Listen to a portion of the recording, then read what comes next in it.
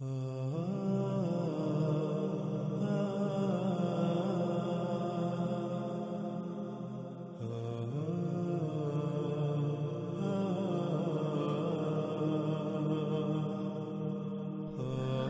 ہم بات کر رہے ہیں علامات و اشراط کی سب سے آخری اور بڑی علامات و اشراط الساعۃ میں سے ایک دخان پر۔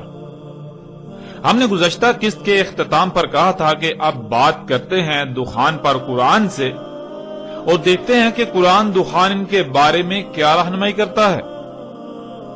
تو ناظرین، دخان کے موضوع پر قرآن میں پوری ایک سورت دخان موجود ہے۔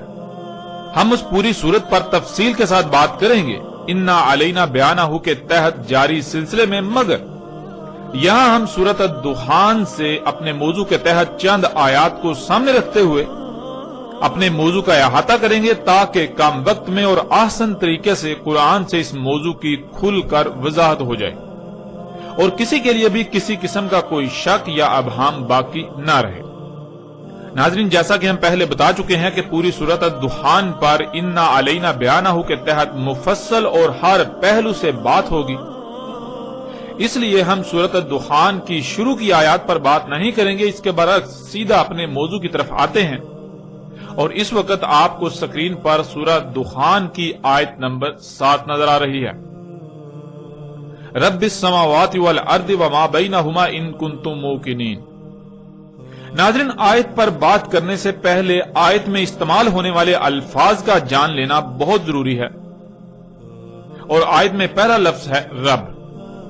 رب کہتے ہیں اس ذات کو جو کسی کو عدم سے وجود میں لائے، یعنی جب کسی کا وجود نہیں ہوتا تو اس کو وجود میں لانا، اور پھر کس طرح وجود میں لانا، یعنی اس سے کس طرح خلق کرنا، وہ تخلیق کے تمام مراحل، اسے کسی نہ کسی مقصد کے لیے خلق کرنا، اور جس مقصد کے لیے خلق کیا جانا اس مقصد کو پورا کرنے کے لیے اسے اس کی تمام ضروریات بھی مہیا کرنا، اور پھر اسے اس کے مقام پر قائم کر دینا تاکہ وہ اپنے مقام پر قائم رہتے ہوئے اس مقصد کو پورا کر سکے جس مقصد کے لیے اسے خلق کیا گیا۔ اگر وہ مخلوق اس مقصد کو پورا کرتی ہے تو اسے احسن بدلہ دینا، اور اگر وہ اس مقصد کو پورا نہیں کرتی، کمی یا کجی کرتی ہے، کوتاہی یا سستی برتتی ہے، تو اس سے حساب لینا، اس سے پوچھ گچھ کرنا اور اسے اس کی سزا دینا۔ ناظرین، یہ لفظ رب کے بہت ہی مختصر اور جامع ترین معنی ہے۔ اس آیت میں اللہ سبحانہ و تعالی نے کہا کہ رب السماوات والارض وما بینہما۔ لفظ رب کو ہم واضح کر چکے، اب آ جاتا ہے لفظ سماوات۔ السماوات جمع کا صیغہ ہے اور اس کا واحد السما ہے۔ السما عربی میں فضا یعنی خلا کو کہتے ہیں، یعنی جیسے آپ جس فضا میں موجود ہیں، جس میں آپ سانس لیتے ہیں، یہ فضا عربی میں السما کہلاتی ہے، اور السماوات اس کی جمع ہے۔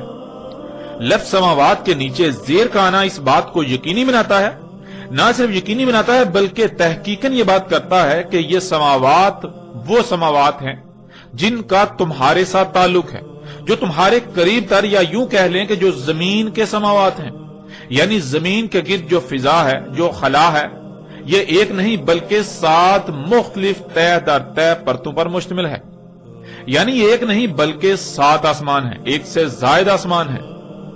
اس طرح اگلا لفظ ارض، جو کہ اسی سیارے کا ذکر کیا جا رہا ہے جس پر آپ موجود ہیں، اسے زمین بھی کہا جاتا ہے۔ آگے آ جاتا ہے وما بینہما، جس کے معنی ہے جو کچھ بھی ان دونوں میں ہے، یعنی جو کچھ بھی آسمانوں اور زمین کے درمیان ہے، جو کچھ بھی ان کے درمیان ہے، ان میں ہے۔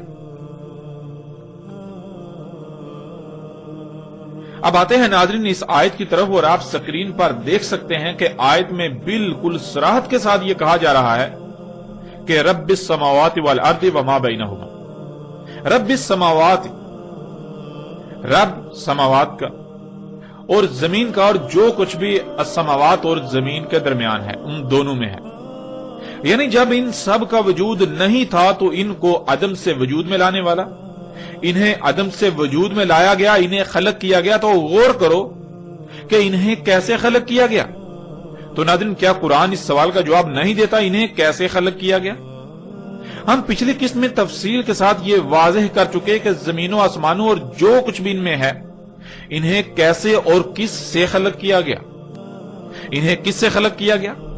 انہیں دخان یعنی گیسوں سے خلق کیا گیا۔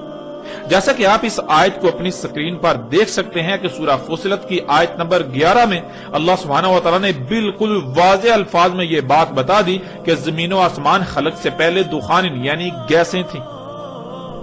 انہیں دخان یعنی گیسوں سے خلق کیا گیا۔ اور پچھلی قسط میں بھی آپ اس بات کو تفصیل کے ساتھ جان چکے کہ زمین و آسمان اور جو کچھ بھی ان میں ہے ان سب کو گیسوں سے خلق کیا گیا۔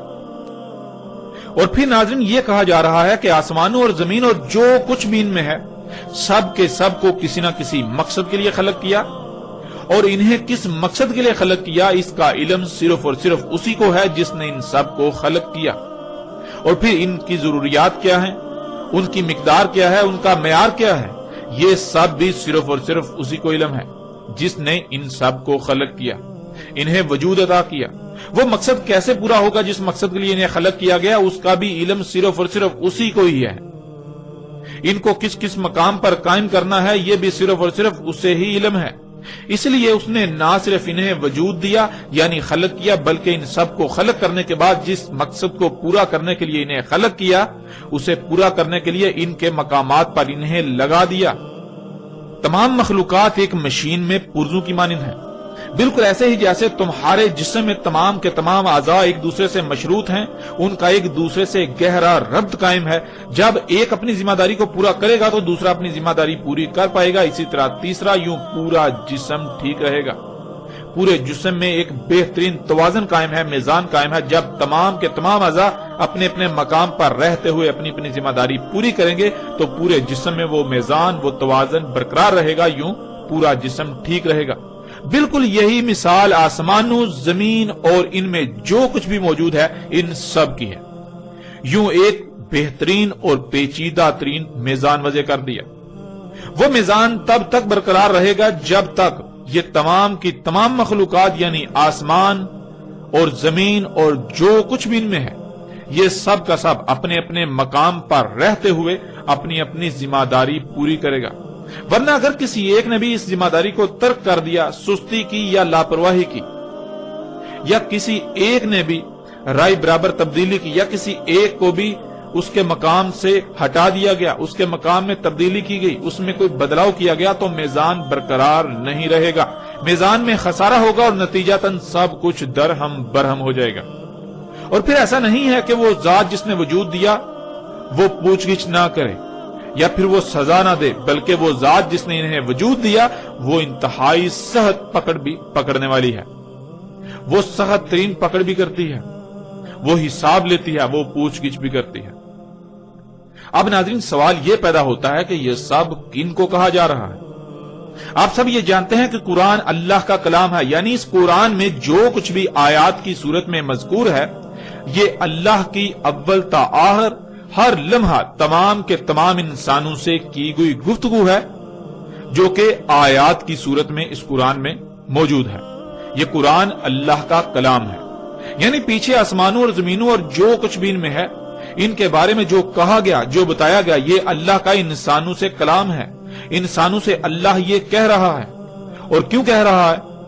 اس لیے کہہ رہا ہے کہ تم ایسا مت کرنا، تم اس بات کا خیال رکھنا کہیں بھی کوئی چھیڑ چھاڑ نہ کرنا، کیونکہ سب کچھ تم پر واضح کر دیا گیا۔ تم ان میں چھیڑ چھاڑ نہ کرنا، تم ان میں پنگے نہ لینا، ان کو ان کے مقامات سے نہ ہٹانا، ورنہ کیا ہوگا؟ ورنہ سب کچھ درہم برہم ہو جائے گا۔ اگر تم اس کا یقین کرنے والے ہو جو کچھ کہا گیا آسمانوں اور زمین اور جو کچھ بھی ان میں ہے ان سب کے بارے میں، تو تم ایسا مت کرنا۔ اور اسی کا اللہ سبحانہ و تعالیٰ نے آیت کے اگلے حصے میں بھی ذکر کر دیا، ان کنتم موقنین، اگر تھے تم اس بات کا یقین کرنے والے جو کچھ کہا گیا آسمانوں، زمین اور جو کچھ بھی ان کے درمیان ہے ان سب کے بارے میں۔ اب ناظرین ذرا غور کریں، جب اللہ سبحانہ و تعالیٰ نے آسمانوں، زمین اور جو کچھ بھی ان میں ہے ان سب کے بارے میں سب کچھ واضح کر دیا، ان سب کو گیسوں سے خلق کیا گیا۔ زمینوں آسمانوں میں جب بھی کوئی عمل وقوع پذیر ہوتا ہے تو اس سے گیسیں خارج ہوتی ہیں، انہیں بعض دوسری مخلوقات کی خوراک بنا دیا، یعنی ایک مخلوق کا فضلہ دوسری کا رزق اور یہ ایک بہترین توازن میزان قائم کیا۔ نہ ہی گیسیں کم خرچ ہوتی ہیں نہ ہی زیادہ۔ آسمان و زمین اور جو کچھ بھی ان میں ہے، سب کی سب مخلوقات کی تخلیق کا کوئی نہ کوئی مقصد ہے۔ جس مقصد کے لیے خلق کیا اسے پورا کرنے کے لیے انہیں ان کے مقامات پر لگا دیا۔ تمام کی تمام مخلوقات ایک جسم اعضاء کی مانند ہے۔ زمین و آسمان بالکل ایک مشین کی مانند ہے، اور ان میں جو کچھ بھی ہے سب کی سب مخلوقات مشین میں موجود پرزوں کی مانند ہے۔ جیسے جب تک مشین کے تمام پرزے اپنے اپنے مقام پر رہتے ہوئے اپنی اپنی ذمہ داری پوری کریں گے تب تک پوری مشین ٹھیک رہے گی، ورنہ اگر کہیں بھی کوئی کمی، کجی، کوتاہی یا لاپرواہی ہوئی، کسی کا مقام تبدیل ہوا تو یہ میزان برقرار نہیں رہے گا۔ رب نے کہیں پر کوئی کمی، کجی، کوتاہی یا لاپرواہی نہیں کی۔ اس نے سب کچھ پرفیکٹ خلق کیا، کامل خلق کیا۔ ان میں کسی بھی قسم کی کوئی تبدیلی نہیں کی جا سکتی۔ اللہ کی خلق تبدیلی کے متحمل ہے ہی نہیں، اور اگر تبدیلی کی جائے گی تو کیا نتائج نکلیں گے؟ کیا ناظرین یہ سب کچھ واضح نہیں ہو چکا؟ ناظرین یہ سب کچھ محض ایک لفظ رب کا استعمال ہی واضح کر دیتا ہے، اور یہ سب واضح ہو چکا، اس سمیت باقی وہ سب بھی واضح ہو چکا جو کچھ بھی آسمانوں زمین اور جو کچھ بھی ان میں ہے ان کی تخلیق سے تعلق رکھتا ہے۔ ان کے بارے میں جتنے بھی حقائق ہیں وہ سب بھی بالکل واضح ہو چکا۔ گزشتہ ایک ساتھ میں بھی ان موضوعات پر یعنی کہ اس حوالے سے مختلف پہلوؤں سے تفصیلاً بات ہو چکی۔ تو ناظرین یہ سب کچھ واضح کیے جانے کے بعد اللہ نے یہی کہا تھا کہ اگر تم اس بات کا یقین رکھنے والے ہوئے تو تم ان میں پنگے نہیں لو، یوں سب کچھ محفوظ رہے گا۔ اور اگر تمہیں ہماری اس بات کا یقین نہ ہو، تم نے سمجھا کہ ایسا کچھ بھی نہیں، چھیڑ چھاڑ کرنے سے، ان میں پنگے لینے سے، ان میں تبدیلیاں کرنے سے کچھ بھی نہیں ہوتا۔ فطرت میں تبدیلیاں کرنے سے، فطرت کو بدلنے سے، اس میں چھیڑ چھاڑ کرنے سے کچھ بھی نہیں ہوگا۔ تو پھر یہ بات جان لو کہ جو اللہ سبحانہ و تعالیٰ نے اگلی آیت میں کہہ دی۔ اللہ سبحانہ و تعالیٰ اس میں کہتے ہیں لا الہ الا ہوا یحیی و یمیت ربکم و رب آبائکم الاولین۔ نہیں ہے الہ یعنی نہیں ہے کوئی بھی ایسی ذات جس کی بات مانی جائے کہ تمہیں جو کچھ بھی عطا کیا، خواہ وہ صلاحیتیں ہوں، مال ہو، اولاد ہو، تمہارے ہاتھ، پاؤں، کان، دل، دماغ سمیت جتنے بھی تمام کے تمام اعضاء ہیں وہ ہوں، یا رزق، یا جو کچھ بھی تمہیں عطا کیا گیا، اس سب کا کب، کہاں، کیسے، کیوں اور کس مقصد کے لیے استعمال کرنا ہے، وہ سب کیوں تمہیں عطا کیا گیا، اس کے فیصلے کا اختیار صرف اور صرف اسے ہے جو حیا کر رہا ہے اور جو موت کر رہا ہے۔ یعنی فطرت، یہ فطرت ہی ہے جو مخلوقات کو حیا کرتی ہے، انہیں وجود میں لاتی ہے، اور پھر یہ فطرت ہی ہے جو انہیں موت دیتی ہے، یعنی انہیں دوبارہ ذرات میں تبدیل کر دیتی ہے، ذرات کی صورت میں بکھیر دیتی ہے جن ذرات سے انہیں اس نے وجود دیا تھا۔ تو تمہیں جو کچھ بھی عطا کیا گیا اگر وہ سب فطرت کے تابع رکھو گے تو ہر لحاظ سے فلاح پاؤ گے، کسی قسم کا نقصان نہیں ہوگا، تمہیں ہر لحاظ سے فائدے ہی حاصل ہوں گے۔ اور اگر ان سب کا استعمال فطرت کے خلاف کیا، فطرت کے برعکس اپنی خواہشات، اپنی مرضی کے تابع کیا، حی اور موت کرنے والی ذات یعنی فطرت کے علاوہ کسی کے پیچھے بھی اس کا استعمال کیا، ان کا استعمال کیا، تو پھر تمہارا انجام کیا ہوگا، اس کو بھی اللہ سبحانہ وتعالی نے آگے واضح کر دیا، یعنی آیت کے اگلے حصے میں واضح کر دیا۔ یہ اس سے جان لو، ربکم و رب آبائکم الاولین، تمہارا رب اور تمہارے آبا کا رب جو اولین تھے، یعنی جو پہلے آ کر گزر چکے۔ ناظرین یہاں لفظ رب کے معنی ذہن میں ہونا بہت ضروری ہے۔ تمہارا رب یعنی جب تمہارا وجود نہیں تھا تو جس نے تمہیں وجود دیا، اور پھر کسی نہ کسی مقصد کے لیے وجود دیا، جس مقصد کے لیے وجود دیا سب کچھ واضح کر دیا، جیسا کہ پیچھے سب واضح ہو چکا کہ خواہ کچھ بھی ہو جائے فطرت پر قائم ہونا ہے، ہر طرف سے کٹ کر، بالکل یک رخ ہو کر، فطرت میں کوئی تبدیلی نہیں کرنی، فطرت میں کوئی چھیڑ چھاڑ نہیں کرنی، ورنہ تمہارا انجام کیا ہوگا، وَرَبُّ آبَائِكُمُ الْأَوَّلِينَ، تمہارے آبا کا رب یعنی جو زمین میں تم سے پہلے آباد تھے، انہیں بھی یہی ذات وجود میں لائی تھی، اور ان پر بھی یہ سب واضح کیا تھا، اور انہوں نے کیا کیا، اور پھر ان کا انجام کیا ہوا یہ سب تمہارے سامنے واضح کیا جا چکا۔ ناظرین، کون ہیں آبائکم الاولین؟ ذرا غور کریں، وہ کون لوگ ہیں جو موجودہ قوم سے پہلے زمین پر آباد تھے، جو اس قرآن کے نزول سے پہلے دنیا پر آباد تھے، دنیا سے ہو کر گزر چکے۔ جب آپ غور کریں گے تو آپ کے سامنے دو طرح کے لوگ آئیں گے، آپ کو دو طرح کے لوگ نظر آئیں گے۔ ایک وہ جنہیں قرآن رسول، نبیین، صدیقین، شہداء اور صالحین قرار دیتا ہے، اللہ کے بھیجے گئے رسول اور ان کے ساتھ دینے والے، ان کی اطاعت کرنے والے۔ اور دوسرے وہ جنہیں قرآن مفسدین قرار دیتا ہے، جو ذلت امیز ہلاکتوں کا شکار ہوئے، قوم نوح، قوم عاد، قوم سمود، قوم لوط، قوم شعیب اور آل فرعون وغیرہ۔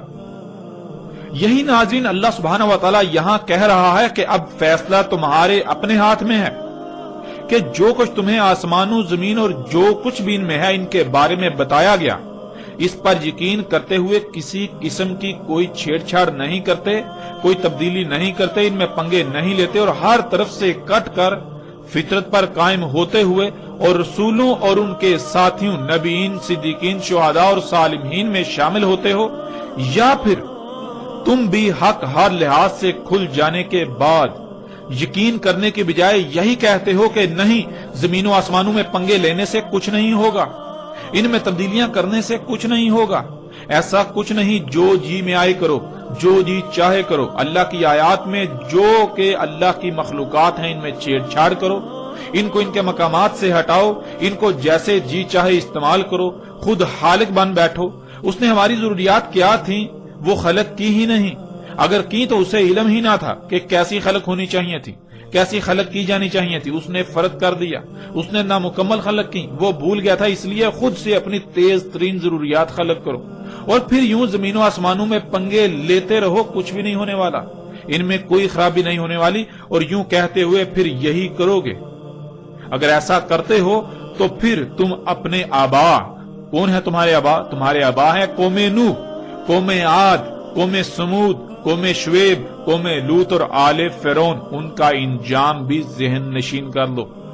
جس طرح وہ عبرت کا نشان بنا دیے گئے، بالکل عین اسی طرح تم بھی تمہارے آبا کی طرح عبرت کا نشان بنا دیے جاؤ گے۔ جیسے انہوں نے آسمانوں، زمین اور جو کچھ بھی ان میں ہے، ان میں تبدیلیاں کی جس سے زمین و آسمانوں میں فساد ہوا اور بالآخر بڑی بڑی تباہیوں کی صورت میں ظاہر ہوا اور وہ ہلاک ہوئے، بالکل وہی تمہارے ساتھ بھی ہوگا۔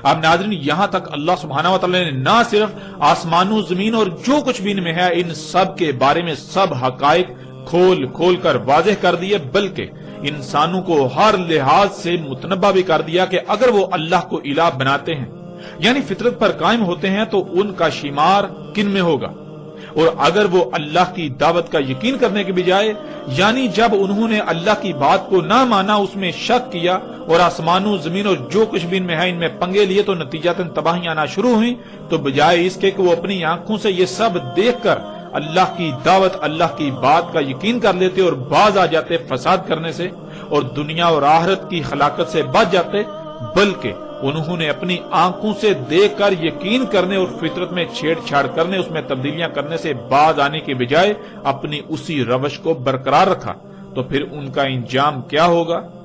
یعنی پھر ان موجودہ انسانوں کا انجام کیا ہوگا؟ یہ سب بھی واضح کر دیا۔ ان کا انجام بھی بالکل وہی ہوگا جو ان سے پہلے ان کے آبا کا ہو چکا۔ کون ہے ان کے آبا؟ قوم نوح، قوم عاد، قوم سمود، قوم شعیب، قوم لوط اور آل فرعون وغیرہ۔ ان سے بالکل مختلف نہ ہوگا، ان کی حالت بھی بالکل انہی کی طرح کی ہوگی، ان کے ساتھ بھی بالکل وہی کیا جائے گا، وہی ہوگا جو ان کے ساتھ ہوا۔ اور ان کے ساتھ کیا ہوا؟ اللہ سبحانہ و تعالیٰ نے قرآن میں بار بار یہ بات کھول کھول کر واضح کر دی۔ ناظرین، اب یہاں سوال یہ پیدا ہوتا ہے کہ اتنا کچھ واضح ہونے کے باوجود بھی موجودہ قوم یعنی زمین پر آباد موجودہ انسانوں نے کیا کیا؟ آپ غور کریں گے تو آپ پر سب کچھ کھل کر واضح ہو جائے گا۔ آگے اللہ سبحانہ تعالیٰ کیا کہتے ہیں اسے بھی جان لیں۔ آگے اللہ سبحانہ تعالیٰ آیت نمبر 9 میں کہتے ہیں بل ہم فی شک یلعبون، بلکہ یہ شک میں پڑے لعب کر رہے ہیں۔ ناظرین، اس آیت میں بھی استعمال ہونے والے الفاظ کو جاننا بہت ضروری ہے۔ اس میں جان لیتے ہیں لفظ یلعبون کو۔ یلعبون لعب سے ہے، جس کے معنی بہت وسیع ہیں، لیکن موضوع کے اعتبار سے ہم یہاں ان میں سے چند معنی بیان کریں گے۔ کسی شے کا غلط استعمال کرنا، کسی ایسے کام میں وقت ضائع کر دینا جس سے کچھ حاصل نہ ہو، ایسے رستے پر چلنا جس کی منزل واضح نہ ہو اور جدھر رستہ نظر آیا ادھر ہی رخ کر لینا، بے مقصد کام کے پیچھے پڑنا، حساس اور نازک اشیاء اور معاملات میں چھیڑ چھاڑ کرنا، فطرت میں چھیڑ چھاڑ کر کے اسے رد عمل پر مجبور کرنا، غیر سنجیدہ ہونا، کھیل کود، فضول کاموں میں وقت کا ضیاع، کسی شے میں غیر سنجیدگی سے چھیڑ چھاڑ کرنا جس سے وہ خراب ہو جائے۔ ناظرین، آیت کے شروع میں لفظ بل آتا ہے، جو کہ عربی کا اصول ہے۔ بل لفظ وہاں استعمال ہوتا ہے جہاں سب کچھ واضح ہو جانے کے باوجود بھی وہی کرنا۔ بل ہم فی شک، یعنی جب انہوں نے اللہ کی دعوت کو، اللہ کی اس بات کو، ان حقائق کو تسلیم نہ کیا جو اللہ نے آسمانوں، زمین اور جو کچھ بھی ان کے درمیان میں ہے ان کے بارے میں کہا، اسے تسلیم نہ کیا اور الٹا وہی کیا جس سے اللہ نے منع کیا تھا۔ انہوں نے آسمانوں، زمین اور جو کچھ بھی ان میں ہے ان میں پنگے لیے، تو پھر وہی ہوا جو اللہ نے کہا تھا۔ اللہ نے کہا تھا کہ اللہ کی خلق تبدیلی کی متحمل ہے ہی نہیں، اللہ کی خلق کے لیے تبدیلی ہے ہی نہیں۔ اگر اس میں تبدیلی کی جائے گی تو اس میں خرابیاں ہو جائیں گی جو تباہیوں کی صورت میں ظاہر ہوں گی، اور تم ان تباہیوں کا شکار ہوگے، نقصان تمہارا اپنا ہی ہوگا۔ تو جب انہوں نے اس بات کو نہ مانا اور وہی کیا، اللہ کی خلق میں تبدیلیاں کی، اس میں چھیڑ چھاڑ کی، فطرت میں تبدیلیاں کی، فطرت میں چھیڑ چھاڑ کی، اس میں پنگے لیے، تو پھر وہی ہوا کہ رد عمل آنا شروع ہو گئے۔ چھوٹے موٹے زلزلے، طوفان، آندیاں، سیلاب، بے وقت اموات، بیماریاں اور طرح طرح کے مصائب وغیرہ۔ تو بجائے اس کے کہ یہ اب بھی یقین کر لیتے، یعنی اللہ نے جو کہا تھا انہوں نے نہ مانا، نہ مانتے ہوئے انہوں نے وہ پنگے لیے، پنگے لینے کے بعد پھر جو اللہ نے کہا تھا وہ سچ ثابت ہو گیا، انہوں نے اپنی آنکھوں سے دیکھ لیا۔ آنکھوں سے دیکھ لینا یعنی کہ یقین کر لینا، تو آنکھوں سے دیکھ لینے کے باوجود یقین کرنے کی بجائے، یقین کر کے فطرت میں چھیڑ چھاڑ کرنے سے باز آ جانے کی بجائے انہوں نے کیا کیا؟ انہوں نے اپنی آنکھوں سے وہ سب دیکھنے کے باوجود پھر وہی کیا، وہی کرتے رہے جس سے اللہ نے منع کیا۔ جب سب کچھ ان کے سامنے آ گیا، ان کے اعمال کے رد عمل کے سامنے آ گئے، تو بجائے اس کے کہ یہ اب بھی یقین کر لیتے اور فطرت میں چھیڑ چھاڑ کرنے سے باز آ جاتے، کیونکہ اب تو یہ اپنی آنکھوں سے وہ سب دیکھ چکے تھے جس کا بار بار اللہ نے ان کو کہا، اپنے رسولوں کے ذریعے، اپنے غلاموں کے ذریعے۔ لیکن ان کا معاملہ یہ ہے کہ انہوں نے اپنی آنکھوں سے دیکھ لینے کے بعد بھی یقین کرنے کے بجائے بلکہ وہی سب کر رہے ہیں، وہی سب کیا اور آج بھی کر رہے ہیں۔ اور کیوں کر رہے ہیں؟ اللہ سبحانہ و تعالیٰ نے اس کا بھی جواب آگے دے دیا۔ ہم فی شک، یہ شکوک میں ہے، یعنی ان کو ابھی بھی یہی لگتا ہے کہ ہو سکتا ہے کہ کل کو ہم اس مقام پر پہنچ جائیں کہ یہ سب ہمارے کنٹرول میں آ جائے، یہ سب ہمارے کنٹرول میں ہو جائے، ہمارے پاس اتنی قوت آ جائے، یعنی ہم ایسی ایجادات کر لیں کہ ان تباہیوں کو روکنے پر دسترس پا لیں۔ اور ان شکوک میں کیا کر رہے ہیں؟ اللہ سبحانہ و تعالیٰ نے آگے اس کا بھی جواب دے دیا۔ یلعبون، یہ ایسے رستے پر چل رہے ہیں جس کی منزل کا انہیں علم ہی نہیں، اور انہیں جدھر رستہ نظر آتا ہے ادھر ہی اپنا رخ کر لیتے ہیں۔ اور ناظرین غور کریں کہ آج یہ سب نہیں ہو رہا۔ ترقی کے نام پر فساد کرنے والے، زمین و آسمانوں میں سب کچھ فساد زدہ کرنے والے کیا کر رہے ہیں؟ کیا کوئی ایک بھی شے ایسی ہے جنہیں یہ ایجادات کہتے ہیں جو باقاعدہ منصوبہ بندی کے تحت انہوں نے خلق کی؟ نہیں، بلکہ جو کچھ بھی انہوں نے آج تک خلق کیا وہ سب کا سب حادثاتی طور پر خلق ہوا۔ ان کا مقصد، ان کا ٹارگٹ کچھ اور ہوتا ہے، لیکن ان پر فطرت کے کچھ اور قوانین کھلتے ہیں۔ جو قوانین اور جو چھپی اشیاء ان پر ظاہر ہوتی ہیں تو یہ انہی کے پیچھے اپنا رخ کر لیتے ہیں۔ اسی طرح جیسے جیسے جو فطرت کے قوانین اور چھپی اشیاء ان پر ظاہر ہوتی ہیں تو ویسے ویسے یہ اپنا رخ ادھر ادھر کرتے ہوئے آگے بڑھتے چلے جا رہے ہیں۔ یہ ایسے کام میں وقت ضائع کر رہے ہیں جس سے انہیں کچھ حاصل نہیں ہونے والا۔ تو ناظرین، کیا حقیقت یہی نہیں ہے اگر آپ تھوڑا سا بھی غور کریں تو آپ پر حقیقت روز روشن کی طرح منکشف ہو جائے گی، اور اب تک تو ہر لحاظ سے حقیقت منکشف ہو جانی چاہیے۔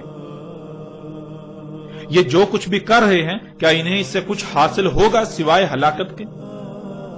پھر آگے ناظرین، بے مقصد کام کے پیچھے پڑنا۔ تو ناظرین، آج انسان جو کچھ بھی کر رہے ہیں، کیا دنیا میں آنے کا مقصد یہی تھا؟ اگر نہیں تو پھر کیا آج پوری دنیا کے انسان مجموعی طور پر بے مقصد کاموں کے پیچھے نہیں پڑے ہوئے؟ اس حوالے سے بھی حقیقت آپ کے سامنے ہے۔ کسی شے کا غلط استعمال کرنا۔ تو ناظرین غور کریں، کیا آج اللہ کی تمام آیات جو کہ مخلوقات ہیں، تمام کی تمام اشیاء کا غلط استعمال نہیں کیا جا رہا؟ انہیں مس یوز نہیں کیا جا رہا؟ اللہ سبحانہ تعالیٰ نے انہیں جن مقاصد کے لیے استعمال کیا، کیا ان کے خلاف اور مقاصد کے لیے استعمال نہیں کیا جا رہا؟ یہ حقائق بھی آپ کے سامنے ہیں۔ اللہ سبحانہ تعالیٰ نے خام تیل کس مقصد کے لیے خلق کیا؟ اللہ سبحانہ تعالیٰ خام تیل سے زمین پر حیات کو وجود دیتے ہیں۔ کبھی آپ نے غور کیا آپ کے جسم پر بال جو کہ نائلون ہے، فلیکسیبل پلاسٹک، آپ کے جسم پر ناخن یہ پلاسٹک ہے، یہ کہاں سے آ گیا؟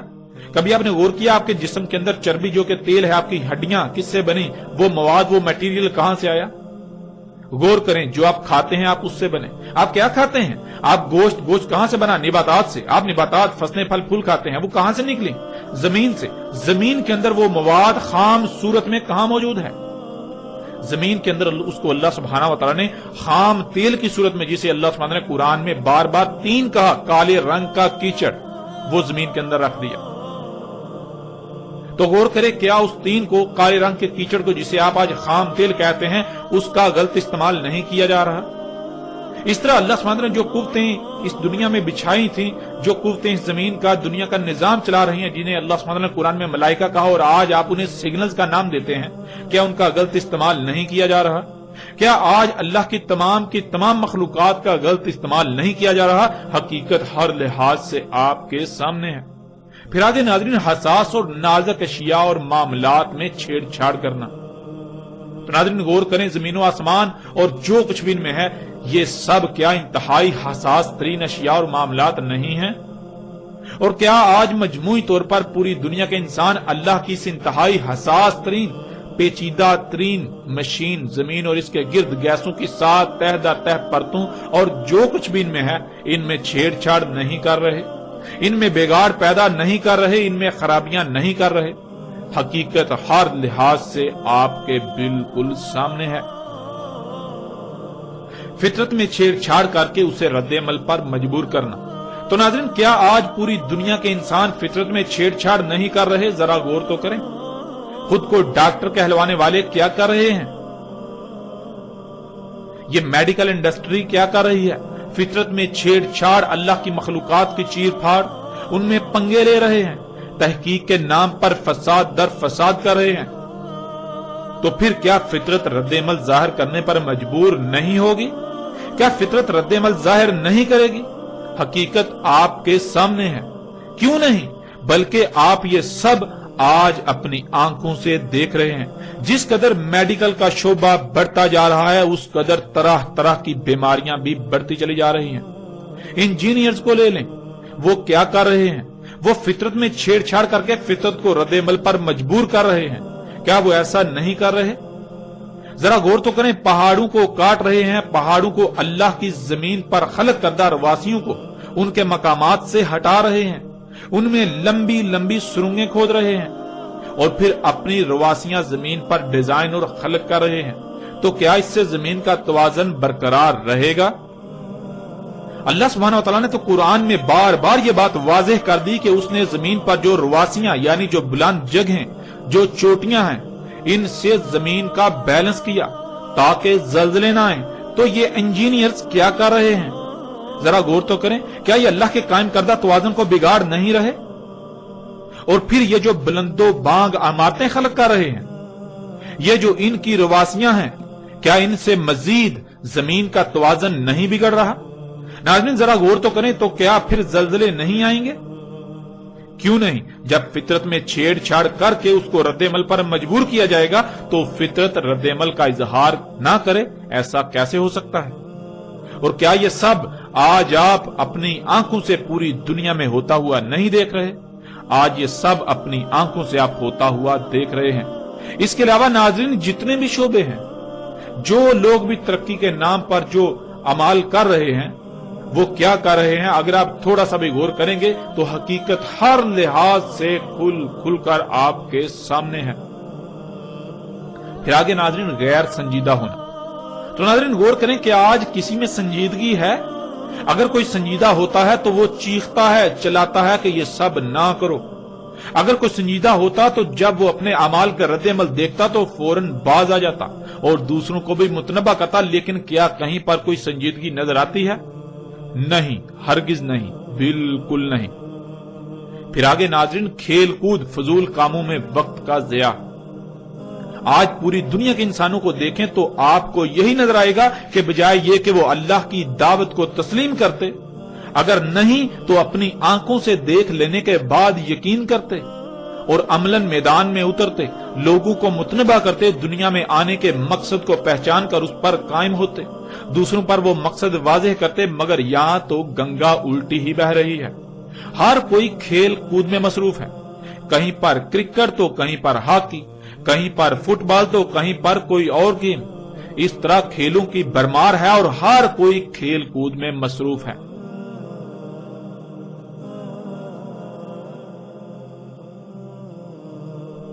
کسی کو رائے برابر بھی احساس نہیں کہ اس کے ان اعمال کا انجام کیا سامنے آنے والا ہے۔ ہر کوئی بے مقصد اور فضول کاموں میں انتہائی قیمتی وقت کو ضائع کرنے میں مصروف ہے۔ ناظرین حقیقت ہر لحاظ سے آپ کے سامنے ہے۔ اور پھر آگے اللہ سبحانہ تعالیٰ نے کیا کہا، اسے بھی جان لے۔ آگے اللہ سبحانہ تعالیٰ سورہ دخان کی آیت نمبر 10 میں کہتے ہیں فَارْتَقِبْ يَوْمَ يَأْتِي السَّمَاءُ بِدُخَانٍ مُبِينٍ، پس انتظار کرو اس یوم کا، آ جائے آسمان کھلم کھلے ہر طرف سے گیسوں کے ساتھ۔ یعنی جب نہ صرف تم پر ہر لحاظ سے حق واضح کر دیا بلکہ تم وہ سب اپنی آنکھوں سے ہوتا ہوا بھی دیکھ چکے، اس کے باوجود تم یلعبون ہی کر رہے ہو، یعنی وہی سب کرتے ہو، فطرت میں چھیڑ چھاڑ کرتے ہو، فطرت میں تبدیلیاں، اللہ کی خلق میں تبدیلیاں، فضول کاموں میں وقت کا ضیاع، فطرت میں پنگے لینے سے جو تمہارے سامنے آیا اسی کے پیچھے ہو لیے اور ترقی کے نام پر فساد کرتے جا رہے ہو۔ سنجیدگی کی بجائے کھیل کود اور فضول کاموں میں مصروف ہو، دنیا میں آنے کے مقصد کو نہ پہچانا اور اسے پورا نہ کیا، اور یہی سب کرتے رہے اور کر رہے ہو جس سے تمہیں بار بار سختی سے روکا، بار بار سختی سے منع کیا۔ اللہ کی مخلوقات کا مس یوز کر رہے ہو، ان کا غلط استعمال کر رہے ہو جس سے تمہیں بار بار روکا، تو پھر یہ سب ہو کر رہے گا۔ کیا ہو کر رہے گا؟ قریب ہی بہت جلد ایک ایسی مدت آئے گی، ایک ایسا پیریڈ آئے گا، ایسا وقت آئے گا کہ آسمان یعنی وہ فضا جس میں تم سانس لیتے ہو، جس میں تم رہ رہے ہو، وہ ہر طرف سے ہر لحاظ سے گیسوں سے بھر جائے گی۔ اور ناظرین ایسا کیوں نہ ہو، کیا آپ یہ نہیں جان چکے کہ آسمان و زمین اور جو کچھ بھی ان میں ہے، ان سب کو اللہ سبحانہ و تعالیٰ نے گیسوں سے خلق کیا؟ جب آپ یہ بات جان چکے اور پھر جب آپ آسمان و زمین اور جو کچھ بھی ان میں ہے ان میں پنگے لیں گے، آپ یہ بات جان چکے کہ ان میں پنگے لیے جائیں گے، ان میں ترقی کے نام پر چھیڑ چھاڑ کی جائے گی، تو پھر کیا گیسیں خارج نہیں ہوں گی؟ کیوں نہیں، ضرور، بالکل ضرور خارج ہوں گی، کیونکہ جب یہ سب کچھ گیسوں سے خلق کیا تو جب ان کو کیمیا یا عمل سے گزارا جائے گا، ان میں پنگے لیے جائیں گے، جب کچھ خود سے خلق کیا جائے گا تو ظاہر ہے گیسیں تو خارج ہوں گی۔ ناظرین ذرا غور کریں، جس سواری پر آپ سوار ہوتے ہیں، آپ کے سفر کے ذرائع، کیا وہ طرح طرح کی زہریلی گیسیں خارج نہیں کر رہے؟ آپ کے گھر میں الیکٹرانکس یعنی بجلی کا تمام سامان طرح طرح کی نہ نظر آنے والی انتہائی خطرناک گیسیں خارج نہیں کر رہا؟ وہ آپ کا ٹی وی ہو یا کمپیوٹر، وہ آپ کی فریج ہو یا اے سی، یہاں تک کہ آپ کی جیب یا آپ کے ہاتھ میں موجود موبائل، ہر شے طرح طرح کی زہریلی گیسیں خارج کر رہی ہے۔ آپ جو کچھ بھی استعمال کرتے ہیں، وہ برتن ہوں یا کپڑے، وہ جوتے ہوں یا آپ کی طرح طرح کی رنگ برنگی خوراکیں، خواہ وہ مشروبات ہوں، کیا کبھی آپ نے غور کیا ان کی تخلیق میں؟ جن کارخانوں میں وہ تیار ہوتی ہیں ان سے کس قدر زہریلی گیسیں خارج ہوتی ہیں؟ ان کی تخلیق کے مراحل کیا ہے؟ ان کی تخلیق کے مراحل سے کس قدر زہریلی گیسیں خارج ہو رہی ہیں؟ آپ جتنی بھی مشینیں استعمال کرتے ہیں ان کی چمنیوں میں غور کریں، جن گاڑیوں پر آپ سفر کرتے ہیں، جن ٹرینوں پر آپ سفر کرتے ہیں، جن جہازوں پر آپ سفر کرتے ہیں، وہ سب کی سب اشیاء کیا خارج کر رہی ہیں؟ کیا وہ طرح طرح کی گیسیں خارج نہیں کر رہی؟ ناظرین، حقیقت ہر لحاظ سے آپ کے سامنے ہے، اور کیا آج وہ یوم یعنی وہ مدت نہیں آ چکی جو ایسی مدت ہونا تھی جس دوران یہ آسمان یعنی یہ فضا ہر طرح سے، ہر لحاظ سے گیسوں سے بھر جانا تھی؟ ناظرین، حقیقت آپ کے سامنے ہے، آج پوری دنیا ان گیسوں سے بھر چکی۔ یہ پہلا آسمان جس میں آپ موجود ہیں، جس میں آپ سانس لیتے ہیں، یہ آپ کے اپنے ہی کرتوتوں سے خارج ہونے والی طرح طرح کی زہریلی گیسوں سے بھر چکا۔ کیا آپ کو یہ سب نظر نہیں آ رہا؟ کیا آپ اندھے ہیں؟ کیا آپ اللہ کے قانون میں اموات ہیں؟ کیا آپ قبروں میں ہیں؟ کیا آپ اللہ کے قانون میں محض چوپائے ہیں؟ ناظرین، غور تو کریں، کیا یہ سب آج آپ کو نظر نہیں آ رہا؟ جبکہ یہ اٹل حقیقت ہے، اس کے باوجود اگر آپ کو نظر نہیں آ رہا تو اللہ سبحانہ وتعالی قرآن میں بار بار ایسوں کو اموات قرار دیتا ہے، ایسوں کو قبروں میں قرار دیتا ہے، ایسوں کو چوپائے یا پھر شر الدواب قرار دیتا ہے۔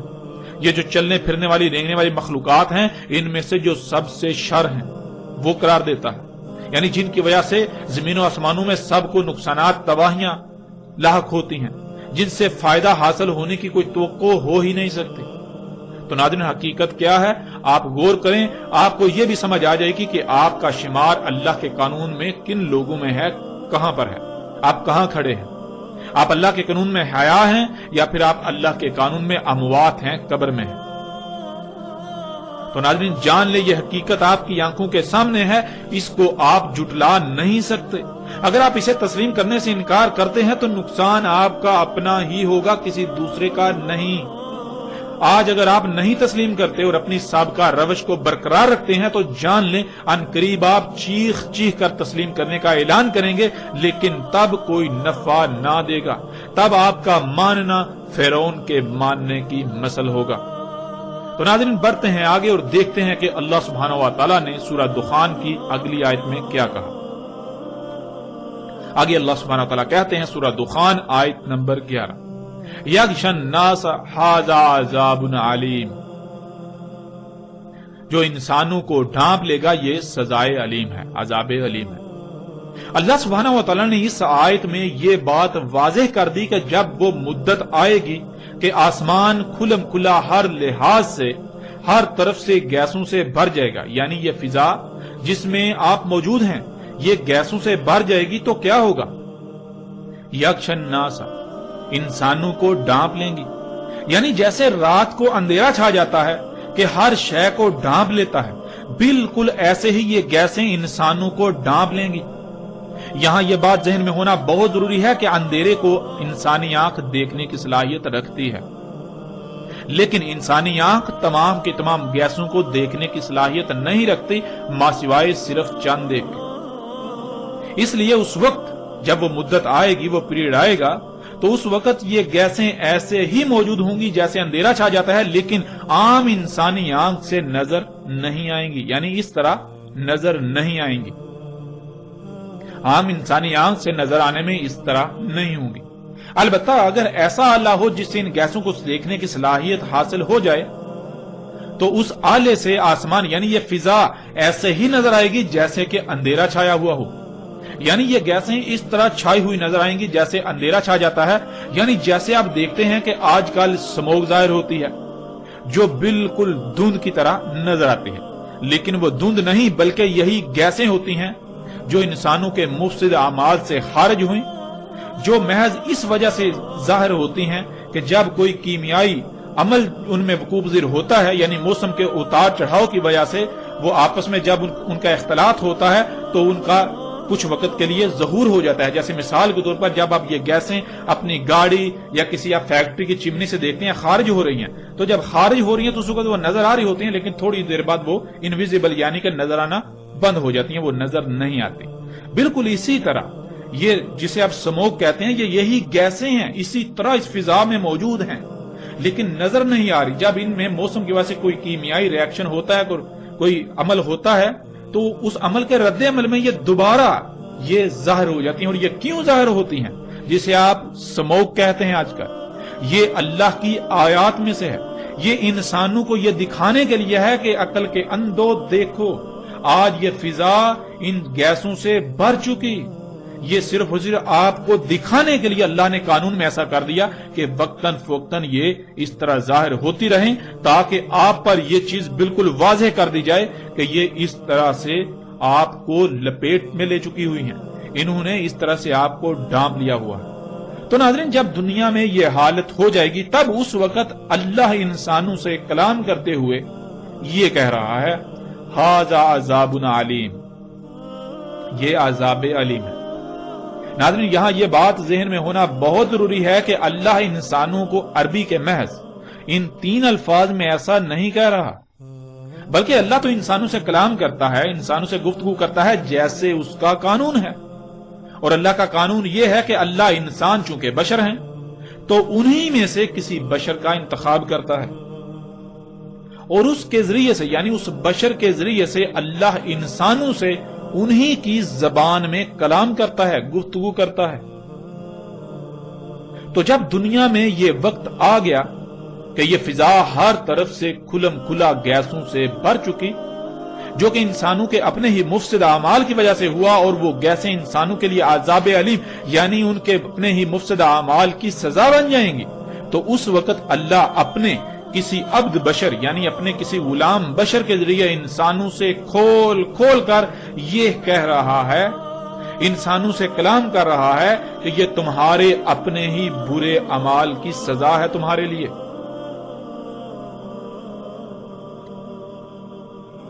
اور ناظرین، ایسا اس لیے کہ انسان اس وقت ان گیسوں کی وجہ سے لاحق ہونے والی بیماریوں، مصیبتوں، تکلیفوں اور طرح طرح کی تباہیوں کا ذمہ دار اللہ کو ٹھہرا رہے ہوں گے کہ یہ سب تو اللہ کر رہا ہے، یہ بیماریاں تو اللہ لا رہا ہے، یہ مصیبتیں تو اللہ لا رہا ہے، ان کا ذمہ دار اللہ ہے. آج اگر بیماریاں بڑھ گئیں تو اللہ یہ بیماریاں لا رہا ہے، یعنی اپنے مفسد اعمال کے رد عمل کا ذمہ دار اللہ کو ٹھہرا رہا ہوگا. لیکن اس وقت اللہ اپنے ایک غلام کے ذریعے، ایک بشر غلام کے ذریعے انسانوں سے یہ کہہ رہا ہوگا کہ یہ سب اللہ نہیں کر رہا، اللہ ظالم نہیں ہے، اللہ ظلم نہیں کرتا، اللہ پر بہتان عظیم مت باندھو، یہ سب تمہارے اپنے مفسد اعمال کے نتائج ہیں، یہ سب کا سب اسی فساد کا اظہار ہے جو تم نے آج تک اپنے ہاتھوں سے کیا. اس لیے اللہ پر الزام تراشی مت کرو، اپنے کیے ہوئے فساد کے اظہار کی ذمہ داری اللہ پر مت تھوپو. اللہ سبحان ہے، اللہ اس سے پاک ہے کہ وہ کوئی ایسا کام کرے جس سے فساد ہو، جس سے تباہی آئے. اللہ فرط نہیں کرتا، اللہ نے جو کچھ بھی خلق کیا سب کچھ کامل پرفیکٹ خلق کیا، وہ عیبدار خلق نہیں کرتا، وہ نقائص و خامیوں والا خلق نہیں کرتا، وہ سبحان ہے. آج جو خرابیاں تمہیں زمین و آسمانوں میں نظر آ رہی ہیں ان سب کا ذمہ دار تم انسان ہو، ان سب کے ذمہ دار تم بذات خود انسان ہو.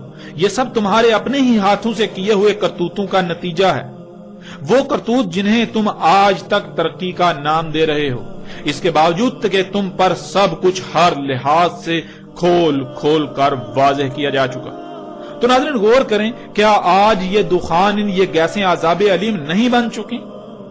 اور پھر غور کریں، آج یہ مذہبی طبقہ، جب ان سے پوچھا جائے تو کیا یہ مذہبی طبقہ یہی نہیں کہتا اور انسانوں کی اکثریت یہی نہیں کہہ رہی کہ یہ بیماریاں، یہ تکلیفیں، یہ مصیبتیں، یہ طوفان، یہ آندیاں، یہ تباہیاں اللہ لا رہا ہے، یہ سونامی اللہ لا رہا ہے، ان کا ذمہ دار اللہ ہے؟ کیا یہ سب ایسا نہیں کہہ رہے؟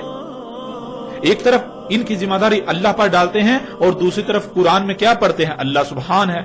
دن رات زبان سے رٹے لگاتے ہیں، اللہ سبحان ہے، اللہ سبحان ہے، اللہ سبحان ہے. کس سے اللہ سبحان ہے؟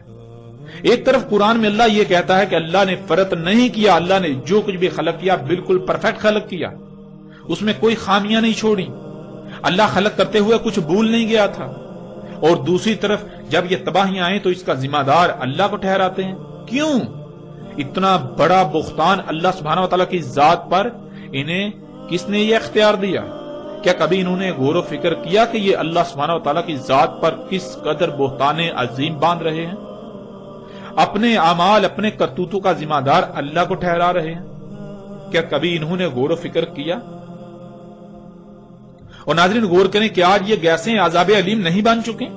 ان گیسوں کی وجہ سے ہر سال لاکھوں کی تعداد میں اموات، اور شاید ہی کوئی ایک بھی انسان ایسا ہو جو ان گیسوں کی وجہ سے متاثر نہ ہو، بلکہ ہر کوئی ان گیسوں کی وجہ سے طرح طرح کی بیماریوں کا شکار ہوئے۔ ان گیسوں کی وجہ سے موسموں کا نظام درہم برہم ہو چکا، جن سے آندیاں، طوفان اور بے وقت بارشیں ہو رہی ہیں، اور پھر سیلاب آ رہے ہیں۔ ان سیلاب کی وجہ سے طرح طرح کی تباہیوں کا انسانوں کو سامنا ہے، وباؤں بیماریوں کا سامنا ہے۔ ان گیسوں کی وجہ سے آسمان پھٹ کر اس میں سوراخ ہو چکا، جس کی وجہ سے سورج سے خارج ہونے والی خطرناک ترین لہریں زمین پر آ رہی ہیں، جن کو آسمان کی وہ تیر زمین پر آنے سے روکتی تھی، انہیں واپس دوبارہ خلا میں بھیج دیتی تھی، اور ان کی وجہ سے درجہ حرارت دن بدن بڑھتا چلا جا رہا ہے۔